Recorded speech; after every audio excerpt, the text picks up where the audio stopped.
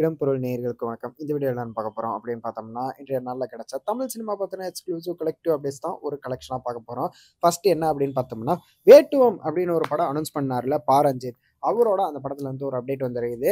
So இந்த படத்துல தினேஷ், ஆர்யா, அசோக் செல்வன் இவங்கெல்லாம் நடிக்க போறாங்க அப்படிங்கிற மாரி சொல்லியிருக்காங்க. ஷூட்டிங் வந்து அடுத்த வருஷத்தோட ஸ்டார்ட்டிங்லயே இருக்க போகுது அப்படிங்கிற மாரியும் சொல்லியிருக்காங்க. வெயிட் பண்ணி பார்க்கலாம் எப்படி இருக்க போகுது அப்படிங்கிறது. கேம் சேஞ்சர் படத்துல 5 சாங் இருக்கு அப்படிங்கிறது தெரியும். 5 சாங்க்கு 75 கோடி செலவு பண்ணி எடுத்திருக்கிறாங்க அப்படிங்கிற மாரி சொல்லியிருக்காரு. சங்கர் பிரம்மாண்ட டைரக்டர்ன்னு தெரியும். ஆனா வந்து இங்க வந்து 25 கோடியில ஒரு படமே எடுத்து முடிச்சிடுறாங்க. 5 பாட்டுக்கு மட்டும் 75 கோடிங்கிறது கொஞ்சம் ஓவரா தான் இருக்குது.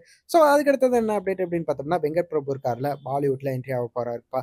வெங்கட் பிரபு வந்து அக்ஷய்குமார் கூட பேச்சுவார்த்தை போயிட்டு இருக்குது. பாலிவுட் படத்தை டைரக்ட் பண்றதுக்காக அப்படிங்கிற மாரி சொல்லியிருக்கிறாங்க. ஸோ எப்படி இருக்க போகுது அப்படிங்கிறத வெயிட் பண்ணி பார்த்தரலாம் அப்படிங்கிறது தான். இந்த படம் வந்து கண்டிப்பா எஸ்கே படத்துக்கு முன்னாடியே முடிச்சுருவாங்க அப்படிங்கிற மாரி தான் சொல்லியிருக்கிறாங்க.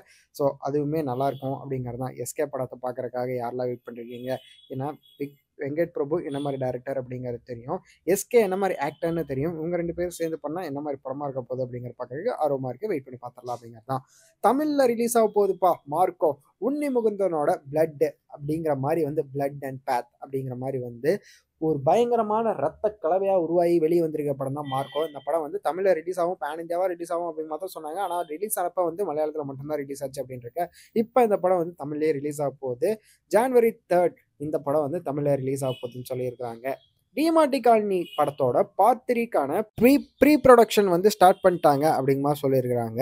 ஸோ அஜய் ஞானமுத்து இந்த படத்த வந்து இன்னும் கிராண்டியரா வந்து ஜப்பான்லலாம் போய் எடுக்கலாம்னு பிளான் பண்ணி வச்சிருக்காரு அப்படிங்கிற மாரி சொல்லியிருக்காங்க.